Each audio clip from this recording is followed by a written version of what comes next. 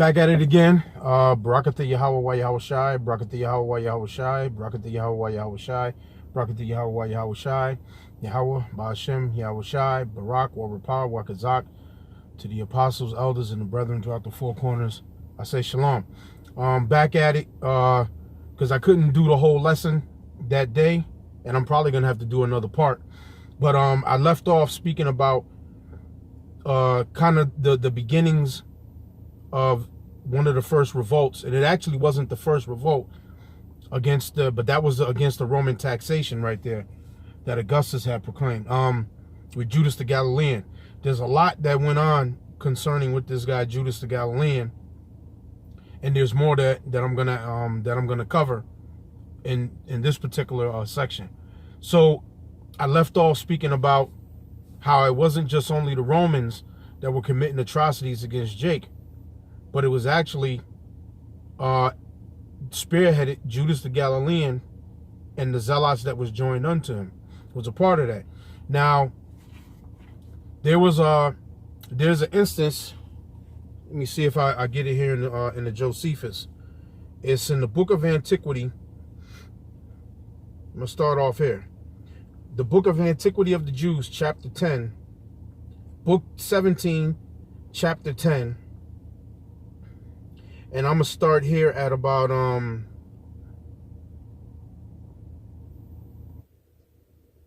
going to start at the second verse and read down. It says, but on the approach to Pentecost, which is a festival of ours.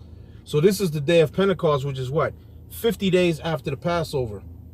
Now this was around this story right here in the Josephus. This took place around when Sabinus was the procurator of Judea under Herod, and Sabinus was around 3 BC. So this was like around that time period. This is in the same time period as Judas the Galilean, or a little bit before his campaign, because Coponius was the procurator of Judea at that time. Sabinus was the guy who was in there, I believe, before Coponius was the procurator of Judea. But nonetheless, but on the approach of Pentecost, which is a festival of ours, so-called from the days of our forefathers, a great many 10,000s of men got together. Nor did they come only to celebrate the festival, but out of their indignation at the madness of Sabinus. Sabinus was the procurator of Judea, coming to do what? To get money. Coming to impose them taxes and get money. And administering cruel things to Jake in the land of Israel. Right? And at the injuries he offered them, a great number there was of Galileans. There were a lot of Galileans that were here gathered at the Pentecost. And there were Idumeans that were there too. So there was Edomites that was actually there on the day of Pentecost too. Because in the history you had Edomites, I think it was under Hyrcanus, and they basically were taught to be Jews. So you had a group of Idumeans that had came up to the Feast of Pentecost. There was Galileans there, Idumeans were there, and it says, and many men from Jericho and others who had passed over the river Jordan and inhabited those parts. This whole multitude joined themselves to all the rest and were more zealous than the others in making an assault on Sabinus. So they all got together and said, man, we're going to kick Sabinus' motherfucking ass, man. All this wickedness Sabinus is doing. So guess what? You had the devil fighting against the devil back then too. Idumeans got together with Galileans and brothers who came from Jordan, over from Jordan on the day of Pentecost, and want to fuck Sabinus' ass up, who was the procurator of Judea at that time. All right, this is before Coponius was the procurator from 6 to 9 AD, when Judas's uprising took place. But Judas the Galilean was still around at this time. He was around and there in the mix at this time. Now I'm gonna read down. It says, this whole multitude joined themselves to all the rest, and were more zealous than the others in making an assault on Sabinus, in order to be avenged on him. So they parted themselves into 3 bands and encamped themselves in the places following. Some of them seized on the hippodrome, and of the other 2 bands, one pitched themselves from the northern part of the temple to the southern, on the east quarter, but the 3rd band held the western part of the city, where the king's palace was. Their work tended entirely to besiege the Romans and to enclose them on all sides. Now Sabinus was afraid of these men's number and of their resolution, who had little regard for their lives, but were very desirous not to be overcome. While they thought it a point of prescience to overcome their enemies, so he sent immediately a letter to Varus, and as he used to do, was very pressing with him, and entreated him to come quickly to his assistance, because the forces he had left were in imminent danger. So this dude, Sabinus, who was the procurator, he was about to get taken off of there by the Galileans, the Idumeans, and the brothers who came over from Jordan and that lived in parts in the surrounding area. They were going to take his fucking monkey ass out. So he called to a man named Varus to bring in some more soldiers to help him out, because it was imminent that they was going to get taken out. It says, let me see. They were in imminent danger and would probably in no long time be seized upon and cut to pieces. While he did himself get up to the highest tower of the fortress Phasaelus, which had been built in honor of Phasaelus, King Herod's brother, and called so when the Parthians had brought him to his death. So Sabinus gave thence a signal to the Romans to fall upon the Jews, although he did not himself venture so much as to come down to his friends, and thought he might expect that the others should expose themselves first to die on account of his avarice, his greed.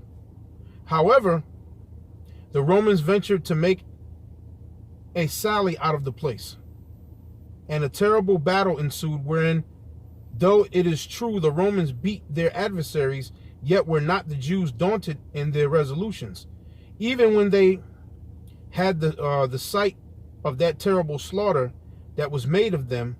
But they went round about and got upon those cloisters which encompassed the other court of the temple, where a great fight was still continued. And they cast stones at the Romans, partly with their hands and partly with slings, as being much used to those exercises, because Jake was masters at using those slings. Going back to King David, how did he kill Goliath? 5 smooth rocks, he put it in the sling, bang, sunk that sling in Goliath's big ass head and dropped his monkey ass.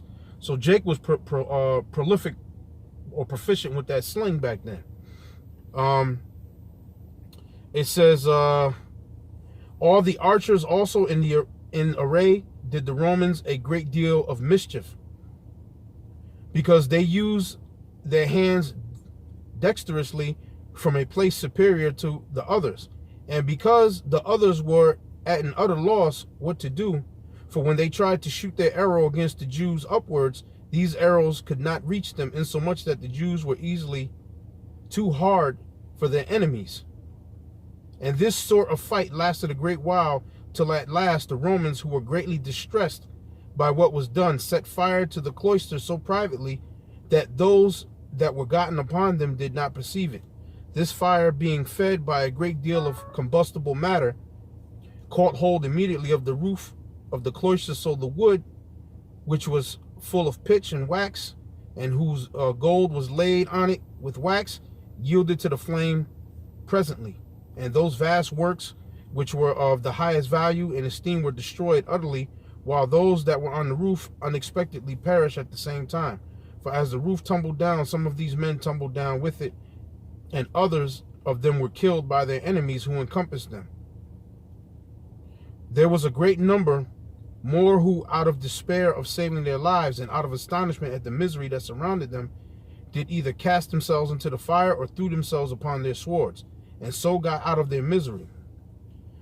But as to those that retired behind the same way by which they ascended, and thereby escaped, they were all killed by the Romans, as being unarmed men, and their courage failing them, their wild fury being now not able to help them, because they were destitute of armor, insomuch that those that went up to the top of the roof, not one escaped. The Romans also rushed through the fire, where it gave them room to do so, and seized on the treasure where the scattered money was reposited, a great part of which was stolen by the soldiers, and Sabinus got plenty, 400 talents. So they won that battle. The Romans, they took that battle. Like I said, that was around the time when Sabinus was the procurator of Judea. So they got that money at that time. They defeated that force of men. But now I'm going to read down. That's the Antiquity of the Jews, book 17, chapter 10. That was verse 2. I'm going to skip down to verse 4 and verse 5. And then I'm going to keep going because there's so much. It's so much. It's almost like everything can't be covered. But I want to paint a picture as to what was going on to the lead up to 66 AD when the war actually broke out. See, this is before then. You know what I'm saying? This is before then. This particular thing right here I'm talking about, 3 BC, that's basically in and around the time of Yahushua. He was born 4 BC, so this is within that time period. Verse 4. Now at this time, there were 10,000 other disorders in Judea, which were like tumults, because a great number put themselves into a warlike posture, either out of hopes of gain to themselves, or out of enmity to the Jews. In particular, 2,000 of Herod's old soldiers who had been already disbanded. So 2,000 of Herod's soldiers that were basically disbanded, they were disbanded, got together in Judea itself and fought against the king's troops. So they got together and they fought. They fought against them. Although Archiabus, Herod's first cousin, opposed them, but as he was driven out of the plains into the mountainous parts by the military skill of those men, he kept himself in the fastness that were there and saved what he could save. So these were some of Herod's old troops that were disbanded, right? They came together and fought against the forces of Herod. So here's the 5th verse. There was also Judas, the son of Ezekias. Ezekias was the father of Judas the Galilean, who had been head of the robbers. Remember, I told you I was reading about the robberies and stuff that the Zealots was doing. It's being reiterated again here. This is right after that battle with Sabinus that I'm reading about. I'm reading down into it. There was also Judas, the son of Ezekias, who had been head of the robbers, which Ezekias was a very strong man and had great difficulty been caught by Herod. Now, before Judas's revolt, his father Ezekias had revolted against Herod, and his father Ezekias, it was hard for Herod to finally catch up to him and break up his revolt. Really, you could say that Ezekias, the father of Judas, is the founder of bringing the Zealots, starting the Zealots up, but Judas is the one who basically, how would you say, if you want to say, proliferated the philosophy of zealotism. He was basically the father of the philosophy of zealotism. But there were people who were zealous that got together under his father Ezekias and fought against Herod. But then there was also robbing and stealing from their own people. As a matter of fact, I'm gonna come back to this here because I wanna go into I'm going to talk about Judas the Galilean's father. So I'm going to go into, I'm going to get the, I'm going to just go to the point and read where the most meat is at. I'm going to go to Antiquity of the Jews, book 14. So let me go there. Antiquity of the Jews.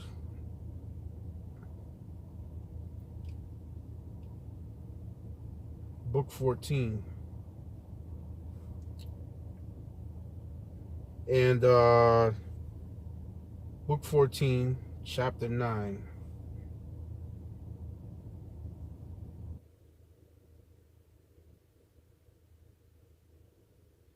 Right, here we go. Antiquity of the Jews, Book 14, Chapter 9, Section 2.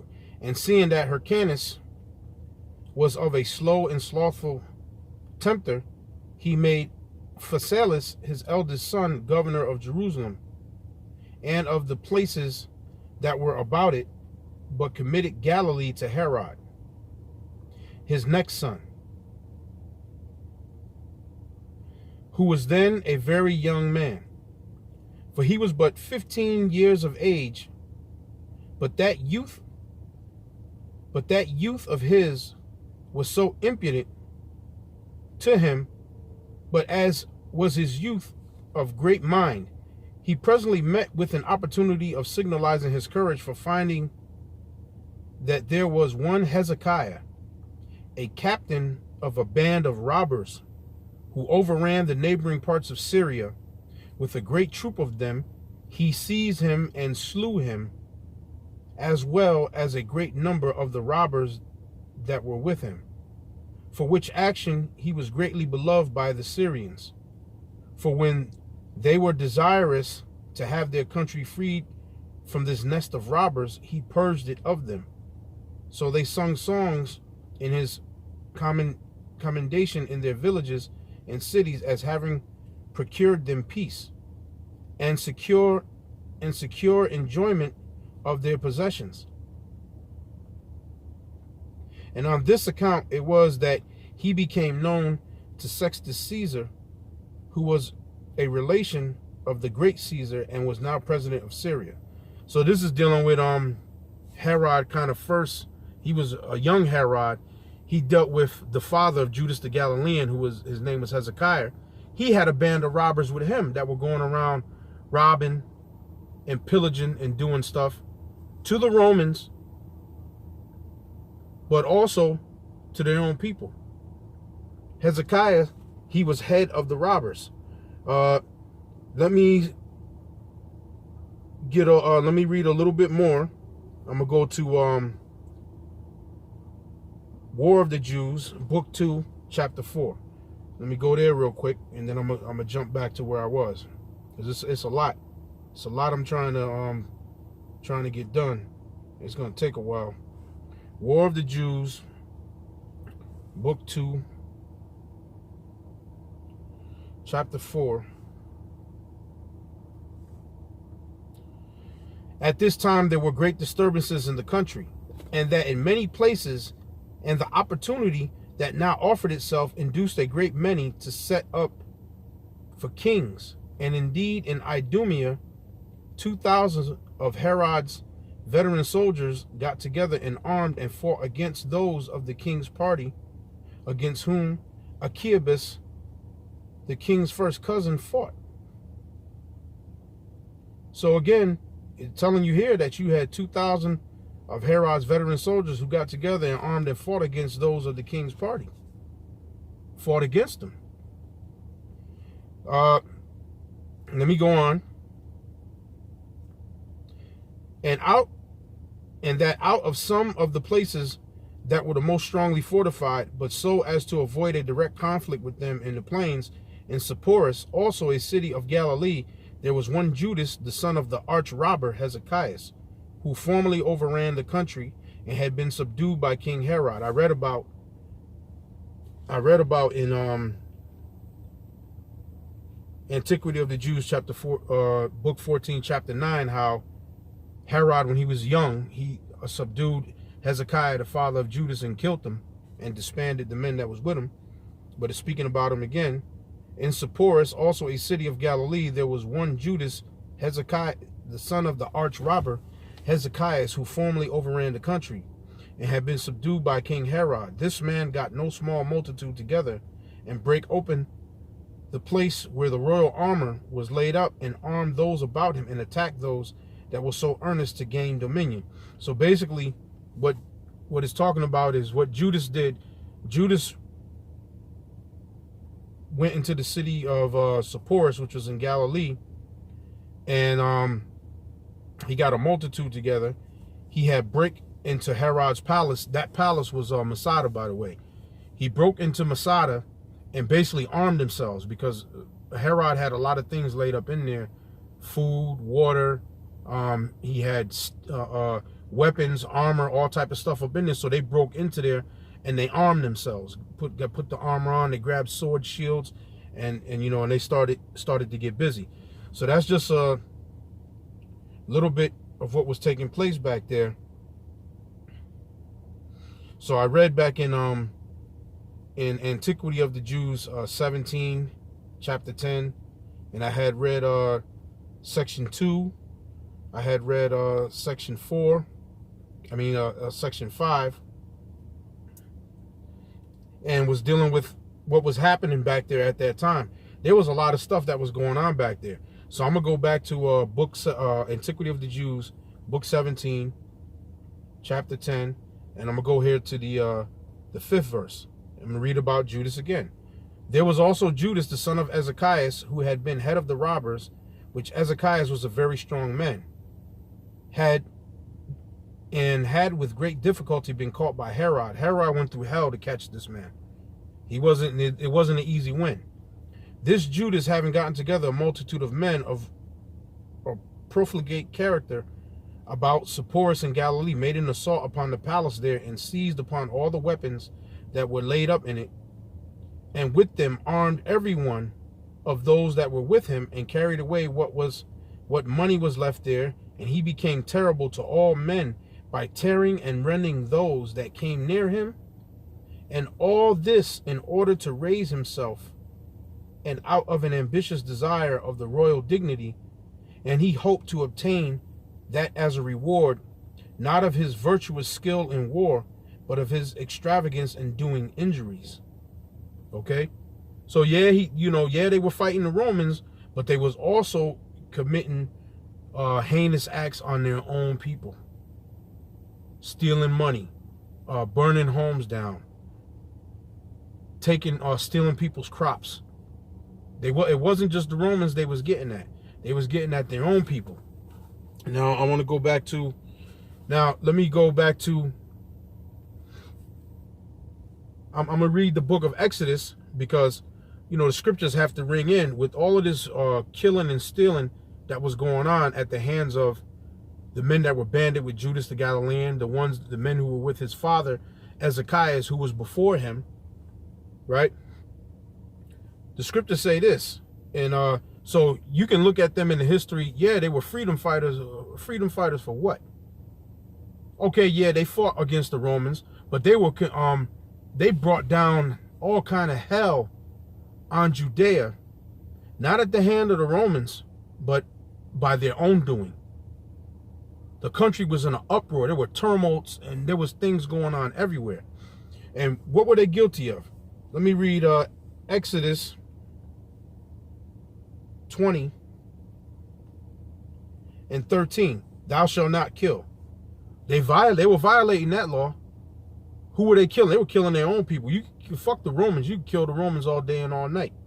But they were killing their own people. If you're willing to pay the tax to the Romans, fuck you, we're going to kill you. We're going to take what money you got, what substance you got, burn your home down. And now your wife is going to be a widow. Your children are going to be fatherless. They're going to be out in the street begging. When they had a home and they had crops and they had a farm and they had livestock, now they're out there poor. At the hands of who? The Romans didn't do it to them. Them niggas did it to them. Exodus 20 and 13, thou shalt not kill.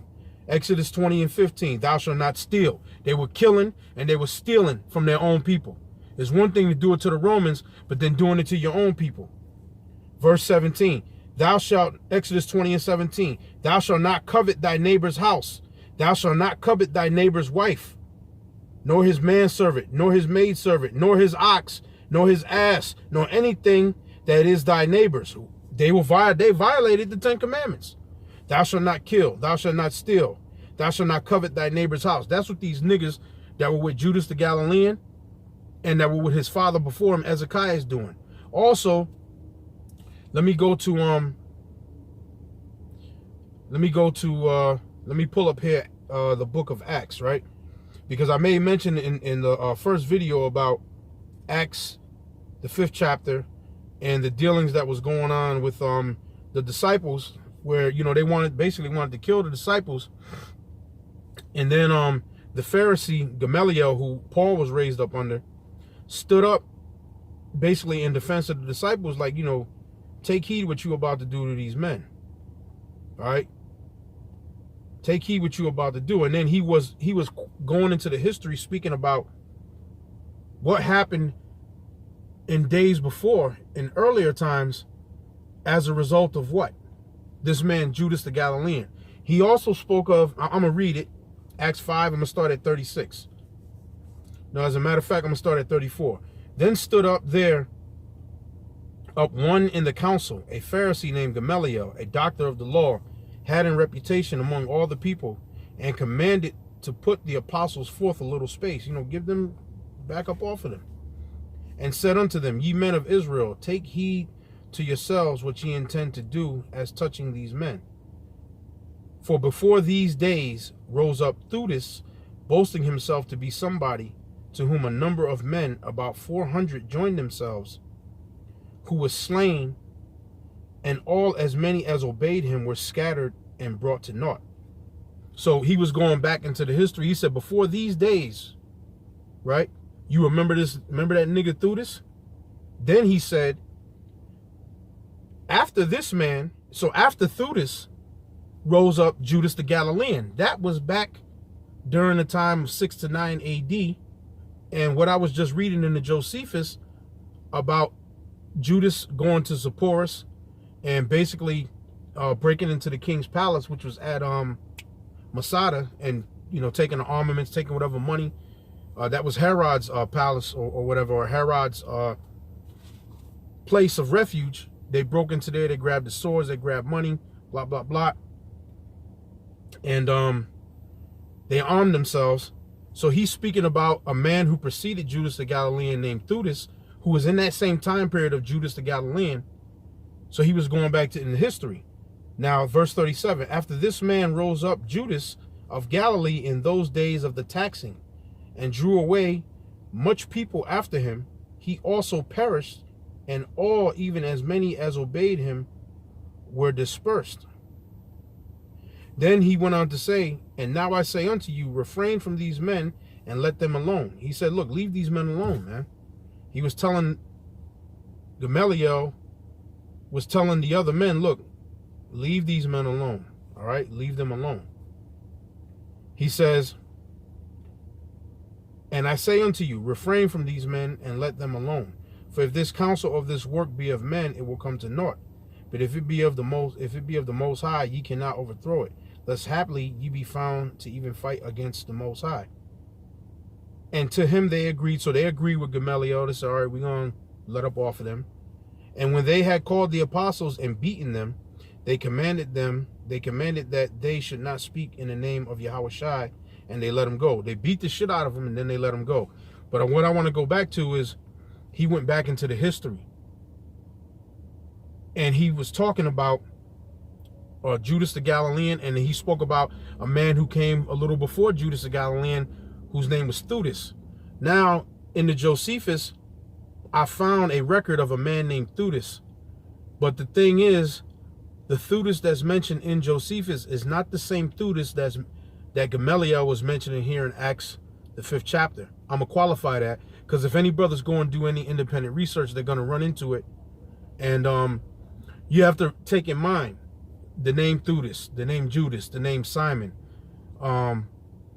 Bartholomew, Matthias. Those are all common names back in those times. Just like you see Judas, you thinking of Judas Maccabees. Judas Maccabees was way before Judas the Galilean. All right, that was, you know, during the time when the Greeks was coming down, riding down on the temple under Ptolemy. All right, so those are common names, so you can easily get them mixed up.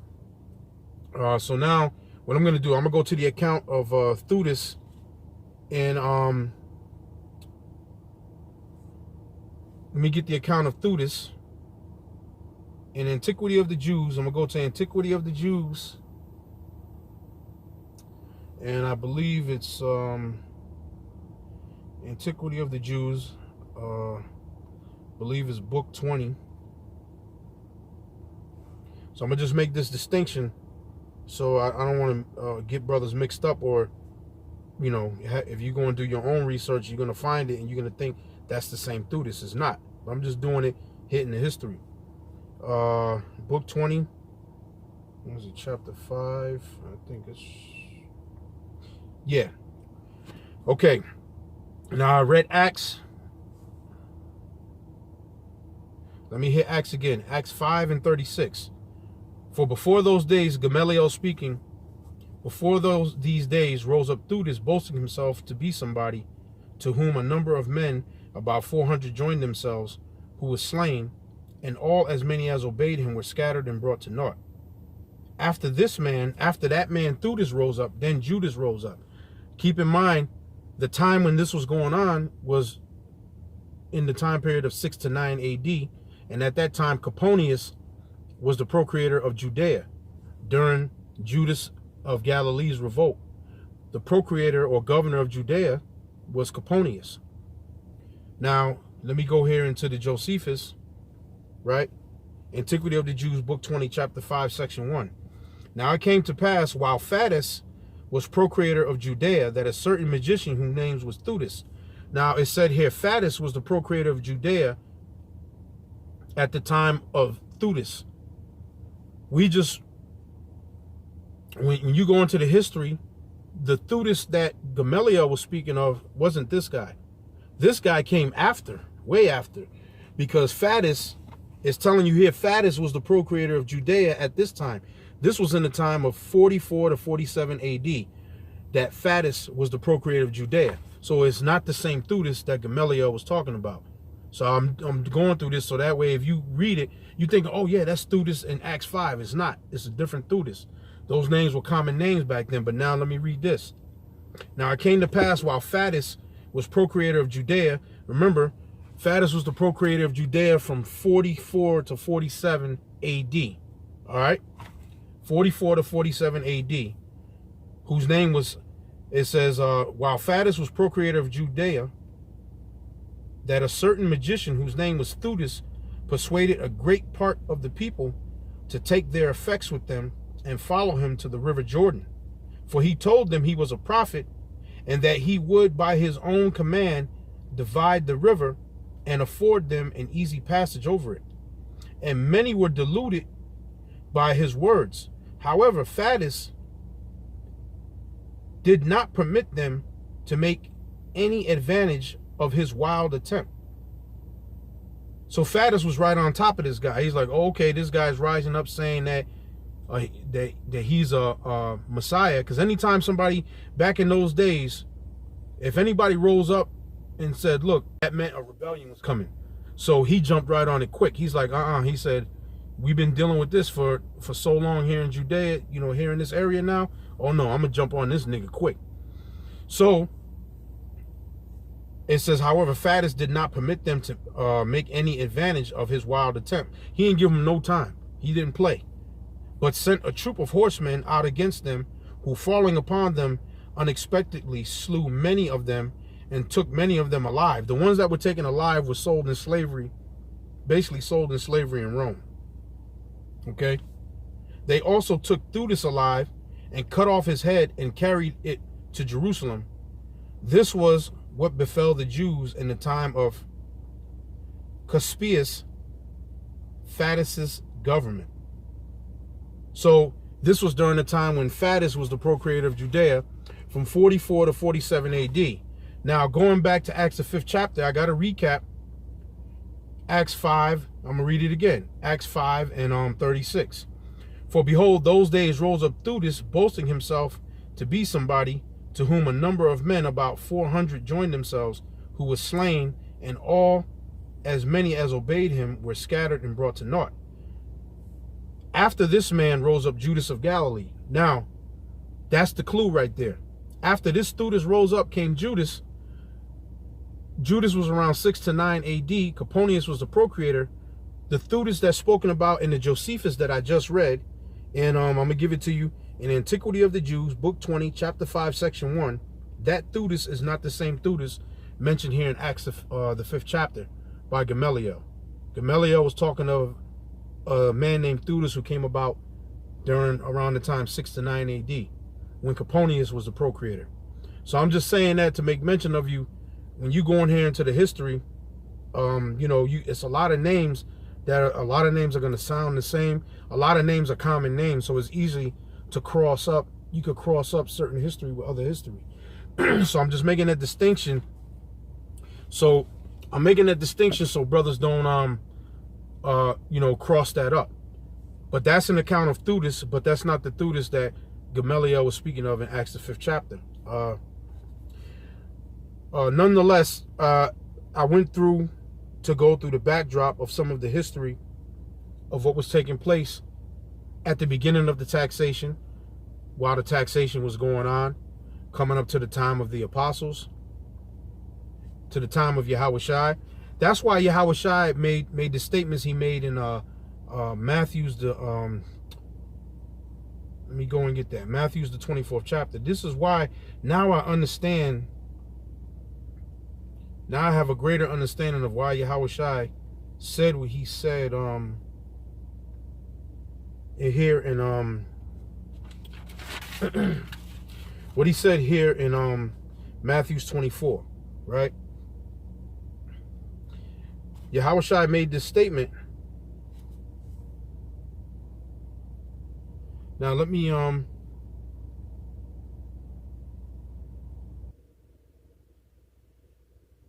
Matthew's 24, and I'm going to start here at 4. And Yahushua answered and said unto them, take heed that no man deceive you. He said, look, don't let nobody deceive you. For many shall come in my name, saying, I am the anointed, and shall deceive many.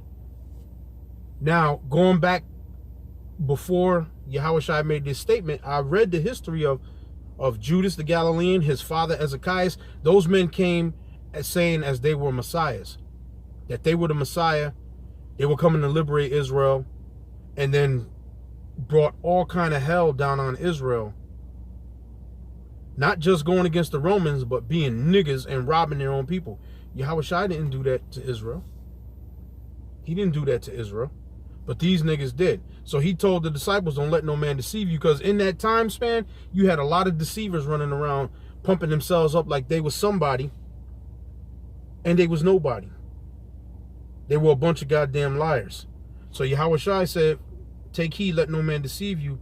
For many shall come in my name, saying, I am the anointed, and shall deceive many. And ye shall hear of wars and rumors of wars. See that ye not be troubled. You had a lot of wars and things that was going on back then. This is going into the future. Now, Yahushua said in the 11th verse, and many false prophets shall arise and shall deceive many. That was going on before he started his ministry, during his ministry, and after. Those many false prophets we read about before him. You had Judas, you had Theudas, you had Ezekiah, who was the father of Judas the Galilean. Also, it says, many false prophets shall arise and shall deceive many. And because iniquity shall abound, the love of many shall wax cold. When we read about Judas the Galilean, we read about his father Ezekiah before him. Josephus spoke of them as being robbers. The love of many shall wax cold. And then Yahushua goes on. Let me skip down. Verse 23. Then if any man shall say unto you, lo, here is Christ, or there, believe it not. For there shall arise false anointeds, false Christs, and false prophets, and show great signs and wonders. Didn't we read about Theudas saying, listen, it said he was a magician, and he lured a bunch of men to follow him out into the woods and said, look, I'm gonna show you some great things, right? I'm gonna show you these great things out here. Follow me, I'm a prophet. Yahushua was speaking about them niggas back there too. He was also speaking prophetically for this time and day and age. But he was speaking about right then and there in his own time also. It says, for there shall arise false Christs and false prophets, and ye shall show great signs and wonders insomuch that if it were possible, they would deceive the very elect back then and even now. Now, there's another example of a guy who rose up saying that he was the anointed, that he was a man of the Lord, follow me. And that's where the Apostle Paul comes in. Let me find that. Okay, I don't want to lose my place right here. But let me pull up the it's in Acts, I believe it's Acts the 21st chapter. I just gotta pull the pull the scripture up. All right, let me pull this up. Let me get the book of Acts. See, Yahushua said that while he was with the disciples. Now, after Yahushua, there came another nut job. All right, there was all kind of nut jobs popping up all over the place, proclaiming themselves, I'm the Messiah, or follow me. They were using the scripture. I think it's the one in Numbers. They were using the scripture in Numbers and saying, look, you know, I'm the anointed, follow me. And Jake, there were a lot of Jakes that were foolish following these guys, as Jake was looking for deliverance. It was hell. It was hell up in Harlem in Judea. Okay, it was hell up in Harlem in Judea. Galilee, Nazareth, all of them neighboring areas. There was hell going on in Israel, in the land of Israel at that time. What does that say? Acts, I think it's the 21st chapter. It's dealing with Paul.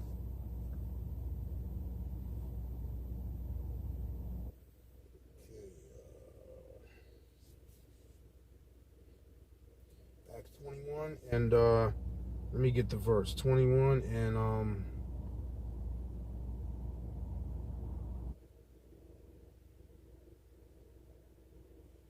Acts 21 and 37, right? Let me see. And as Paul was to be led into the castle, he said unto the chief captain, may I speak unto thee? Who said, canst thou speak Greek? So the captain basically says to Paul, art not thou that Egyptian, which before these days made an uproar and led us out into the wilderness 4,000 men that were murderers? Paul replied to him, but Paul said, I am a man which am a Jew of Tarsus, a city in Cilicia, a citizen of no mean city. And I beseech thee, suffer me to speak unto the people. All right. So the captain who said, looked at Paul, and he was like, wait a minute.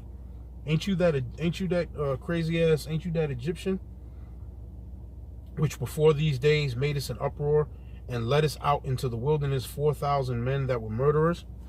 Now, there's an account of that Egyptian in the Antiquity of the Jews. Let me go there. I believe it's Antiquity of the Jews. Let me pull that up.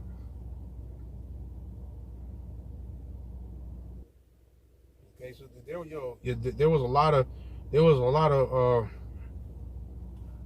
lot of nut jobs back there, man. Let me see. I believe it's Antiquity of the Jews, book 20.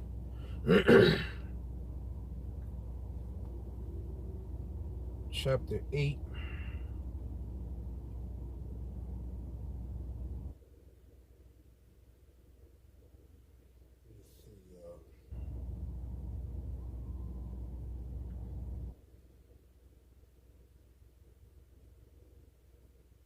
Bear with me one moment.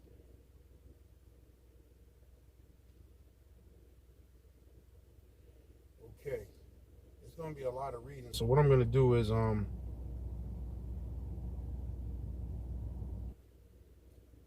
going to read the 6th verse because that's where the point is at. Because I'm going to finish up on this. But you can read it yourselves.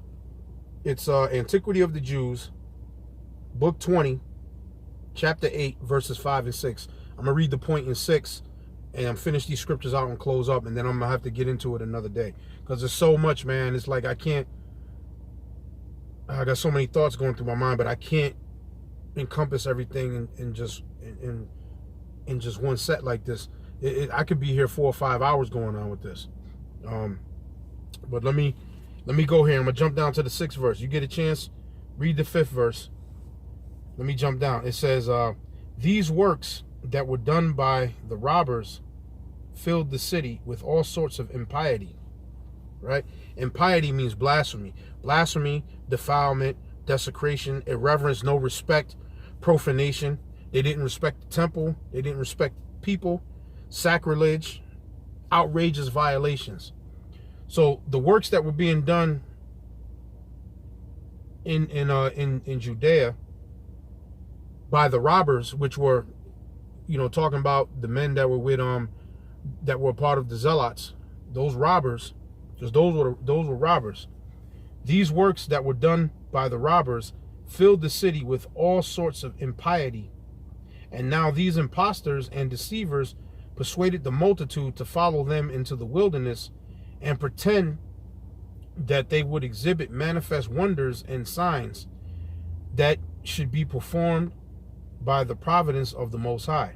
And many that were prevailed on by them suffered the punishments of their folly.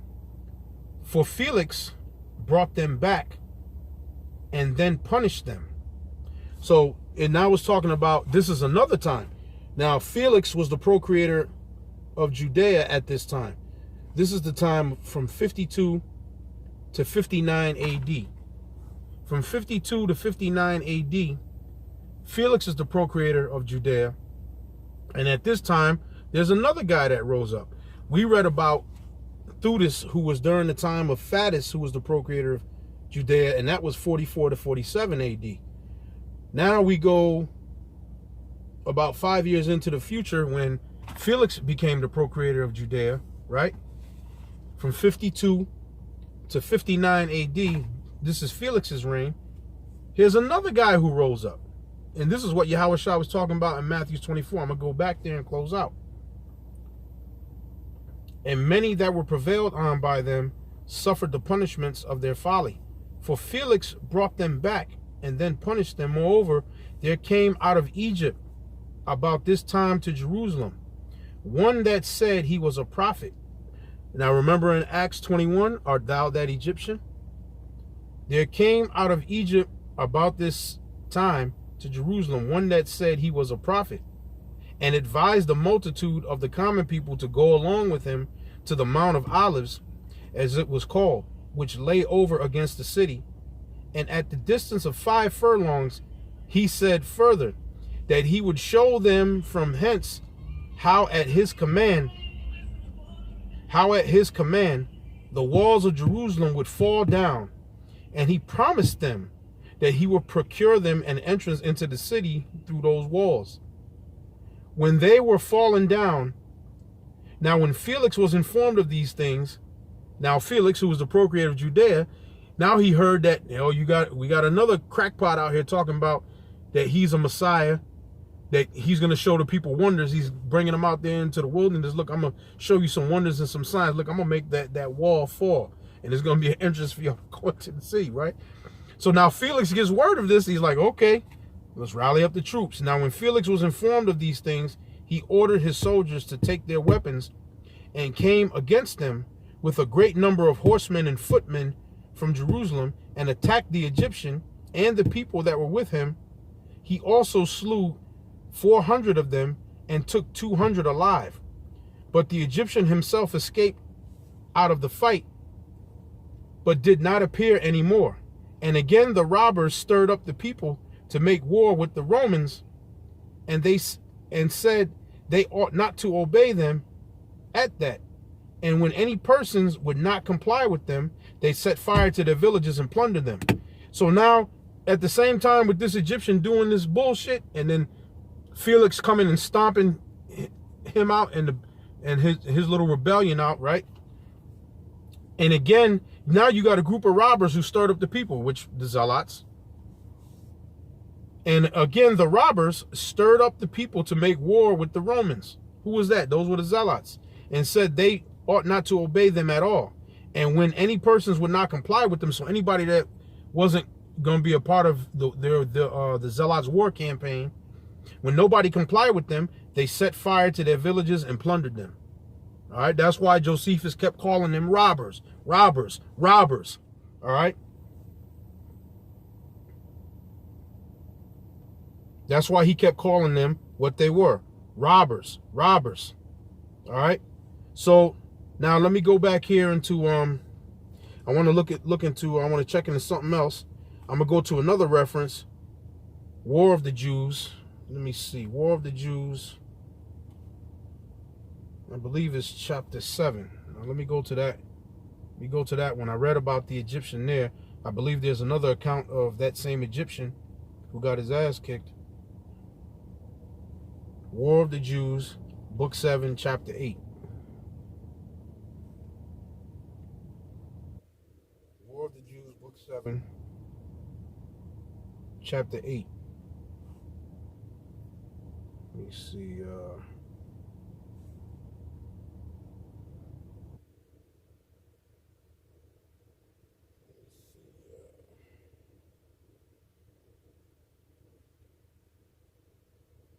Just looking for something here. Now that's going to be. I'll go into that in the when I continue the lesson. But going back to Antiquity of the Jews, book 20, chapter 8, verses 5 and 6. I read verse 6 dealing with that Egyptian. Now let me go back here into the book of Acts. Now Acts 21, 37 to 39. And as Paul was to be led into the castle, he said unto the chief captain, May I speak unto thee? Who said, Canst thou speak Greek? And then the captain said to him, Wait a minute, Art not thou that Egyptian which before these days made us an uproar and led us out into the wilderness 4,000 men that were murderers? And then Paul replied, I am a man which am a Jew of Tarsus, a city in Cilicia, a citizen of no mean city. I beseech thee, suffer me to speak unto the people. Right? So he said, ain't you that Egyptian? So that Egyptian was probably an Alexandrian Jew. You know what I'm saying? He was probably an Alexandrian Jew. But they called him that art not thou that Egyptian. Just like when the Jews in Jerusalem, they seen the Jakes that came from the different lands, they called them Gentiles, man. Oh, them are Gentiles over there. Those were Israelites that were following Gentile customs. That Egyptian was probably an Alexandrian Jew. Okay, he was probably an Israelite out of the Alexandrian Jews. He probably was able to speak Hebrew as well as Greek. But it says, art thou that Egyptian? That Egyptian, I read about him in Antiquity of the Jews, book 20, chapter 8. It's in verses 5 and 6, but 6 is the point. But you can read verse 5 on your own. Now you understand. I had to go through all of that to bring some understanding to when Yahushua said in Matthew 24 and 23, he was talking about then, after him, and even now in this day and time. Matthew 24 and 23. Then if any man shall say unto you, Lo, here is the anointed, or there, believe it not. For there shall arise false Christs and false prophets, and shall show great signs and wonders, insomuch that if it were possible, they shall deceive the very elect. Behold, I have told you before. Wherefore, if they shall say unto you, Behold, he is in the desert, go not forth. Behold, he is in the secret chambers, believe it not. For as the lightning cometh out of the east and shineth even unto the west, so shall the coming of the Son of Man be. In this day and time. Right? But back at that time, you had these guys popping up saying that they was a Messiah. that they were a deliverer. They were being set up as kings, and then they were going around pillaging, robbing, and killing their own people for monetary gain, under the guise of, yeah, we're going against the Romans. We're fighting against the Romans. So this is the stuff that was going on that was leading up to the first Roman-Jewish war. I still haven't basically gotten to the first Roman-Jewish war. This is in the between time, leading up to 66 AD when the war started. From 66 AD to 73 AD. I didn't even make it there yet to Nero. I spoke about it in the very beginning, but I'm going through the backdrop of the history from Luke the 2nd chapter. Luke the 2nd chapter, Acts the 5th chapter, Acts the 21st chapter, going back into the history of the things that were going on and the undertone of things that was going on in that time period leading up to the war. All right, and I'm gonna get one more scripture. It's now I'm not absolving the Romans for any of the bullshit that they did to our people, and trying to say, look, the whole blame is on the Zealots, and the Sicarii come later. I haven't even gotten to them yet, and they basically were one and the same when you go into it. But the shit that these niggas was doing, it can't be overlooked, because it wasn't just all the Romans. Them niggas had a big part in a lot of the turmoil, the backstabbing, and the shit that was going on from Galilee, Nazareth, coming all the way down to Judea, because Judea is the southern part of Israel, but the northern part of Israel, Galilee, Gamala, Nazareth, Syria, that's in the northern part of Israel. The southern part of Israel is where Judea was at. This was going out, the land, they said the land was filled with robbers. All right. John 10:10. The thief cometh not but for to steal and to kill and to destroy. I am come that they may have life, and that they might have it more abundantly. I'm not absolving the Romans of none of the shit they were doing, because the thief cometh not but for to steal. And that was the Romans. They was coming in to steal and to kill. All right. They was coming in to steal and to kill and to destroy. But guess what? It was also those robbers, them zealots, that was stealing and killing and robbing too. And you had a few of the disciples were zealots. Now, not every single zealot was probably in the mode of, butchering and stealing and killing their people. I'm saying as far as the disciples that was a part of Yahweh Shai. But the rest of them guys, that's what they were doing. And I still haven't gotten to the first Roman-Jewish war yet. And with that, I'm going to say shalom, and I'm going to pick it up another day and try to get to the end of this thing and finish this lesson off. Shalom.